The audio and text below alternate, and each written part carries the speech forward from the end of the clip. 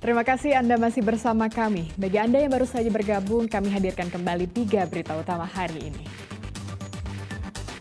Agar bisa membeli air bersih, warga di Klaten harus menjual gabah untuk mendapatkan dana. Sulit mendapatkan air, petani di Klaten biarkan ratusan hektar lahannya kekeringan tanpa ditanami tanaman. Air waduk Gajah Mungkur susut akibat kemarau panjang. Ratusan makam lama kembali bermunculan ke permukiman.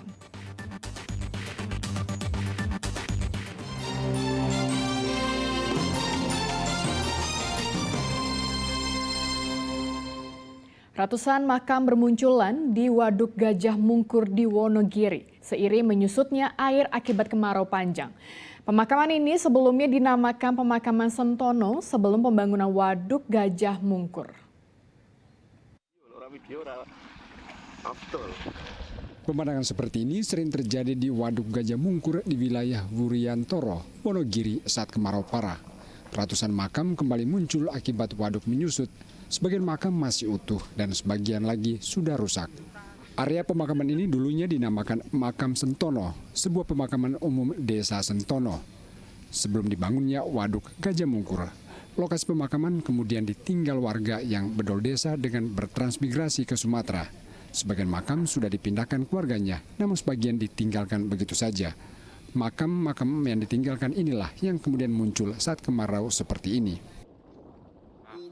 Setelah ada ukuran genangan atau menjadi bendungan ini, itu diberangkatkan ke transmigrasi Sitiung, ke Sitiung Sumatera. Setiap tahun kemarau panjang itu akan muncul makam itu, karena makam yang terkenal makam Stono yang memang itu letaknya di pinggir kali. Maka sebelahnya itu kalau musim kemarau, sebelahnya tuh air masih menggenang. Terus sebelahnya tuh makam muncul.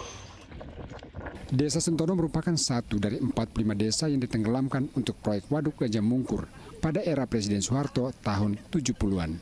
Sebanyak 41.000 warga dipindahkan demi proyek waduk seluas 9.100 hektar tersebut. Heri Prasetyo melaporkan dari Wonogiri. Maraknya gangguan listrik, pengendalian massa atau Dalmas Polresta Cilacap dan petugas PLN merazia layang-layang. Razia layang-layang dilaksanakan di dekat gardu induk serta tower saluran udara tegangan tinggi atau SUTET. Satu persatu warga yang bermain layang-layang di dekat gardu induk dan SUTET PLN Cilacap didatangi Dalmas Polresta Cilacap dan petugas PLN. Petugas gabungan langsung menurunkan layang-layang yang sedang diterbangkan oleh warga. Setelah diturunkan, puluhan layang-layang kemudian disita oleh petugas gabungan. Razia layang-layang ini dilakukan karena adanya gangguan jaringan transmisi listrik yang diakibatkan oleh layang-layang.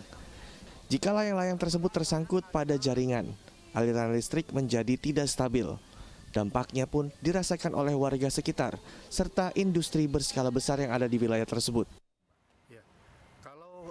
Layang-layang tersebut tersangkut di jaringan listrik, maka akan terjadi gangguan penyaluran ketenagalistrikan yang akan menyebabkan kerugian yang pertama terutama terhadap masyarakat itu sendiri, yang kedua juga terhadap pelanggan kami karena di sini ada dua pelanggan besar yaitu PT Pertamina dan juga PT Solusi Bangun Indonesia berupa pabrik semen di wilayah Cilacap ini. Dan itu sudah pernah terjadi ya Pak? Sudah terjadi beberapa kali dan itu sangat mengganggu jalannya penyaluran tegangan listrik dan juga perekonomian terhadap pelanggan tersebut. Selain merazia, petugas gabungan juga menyosialisasikan bahaya bermain layang-layang di area yang berdekatan dengan SUTET dan gardu induk. Jika ingin bermain layang-layang, warga diimbau agar menjauh dari gardu listrik atau SUTET sekitar 5 km. Jika melanggar, warga akan dikenakan sanksi penjara 5 tahun atau denda 2,5 miliar rupiah, sesuai dengan Undang-Undang Pasal 51 tentang ketenaga listrikan. Mardianto melaporkan dari Cilacap.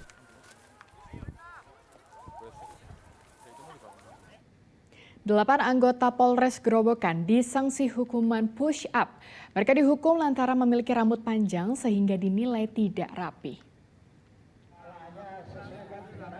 Hukuman push up diberikan kepada anggota Polres Grobogan yang razia dilakukan oleh Propam. Selain razia rambut, pemeriksaan juga meliputi surat kendaraan, kartu identitas, dan kartu anggota Polri serta senjata api. Anggota Polres Grobogan juga diwajibkan tes urin sebagai bentuk antisipasi penyalahgunaan narkoba. Razia ini dilaksanakan usai apel pagi pada Rabu kemarin. Razia dilaksanakan secara rutin dan mendadak untuk meminimalisir pelanggaran di tubuh Polri.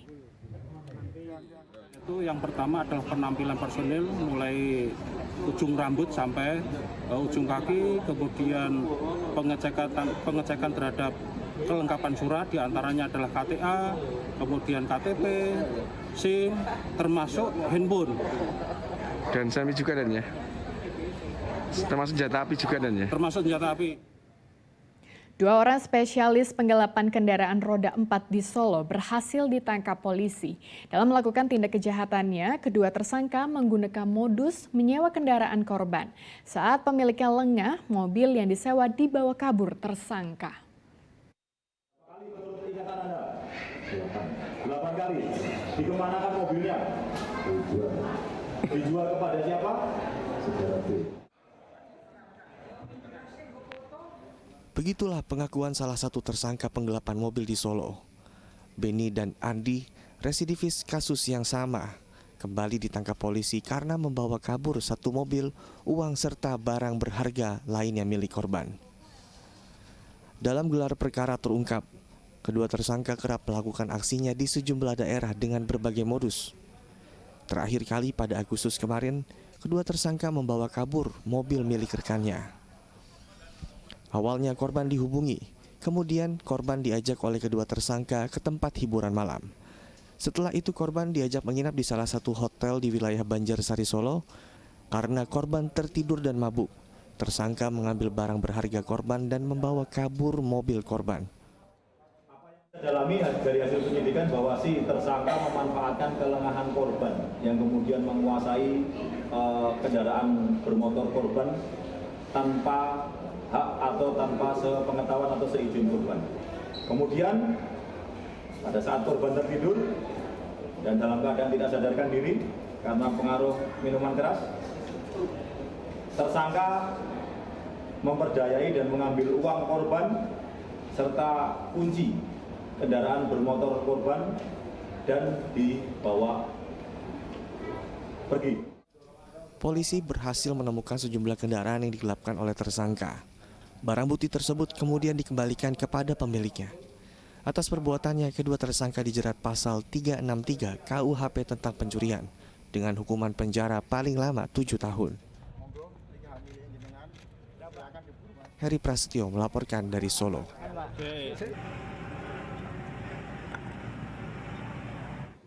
Kementerian Komunikasi dan Informatika bekerjasama dengan Asosiasi Penyedia Jasa Internet Indonesia akan bahu-membahu memberantas judi secara daring. Menkominfo Budi Aris Setiadi membuka Rakornas Asosiasi Penyedia Jasa Internet Indonesia di Solo Selasa siang. Bekerja sama dengan Asosiasi Penyedia Jasa Internet, Menkominfo bertekad membersihkan semua situs judi online dari semua platform digital. Kemenkominfo juga telah melayangkan surat resmi kepada APJII terkait ada 128 anggota APJII yang masih membocorkan jaringannya untuk judi daring. Selain judi daring, Kemenkominfo dan APJI juga membersihkan semua ruang digital dari berbagai berita hoaks menjelang pemilu 2024. Anggota APJI yang membocorkan jaringannya untuk fasilitasi judi online. Tapi enggak, mereka udah bilang sama saya kok, ketua. Nanti kita ya. Belum, kita kan udah semua udah bersurat. Ya.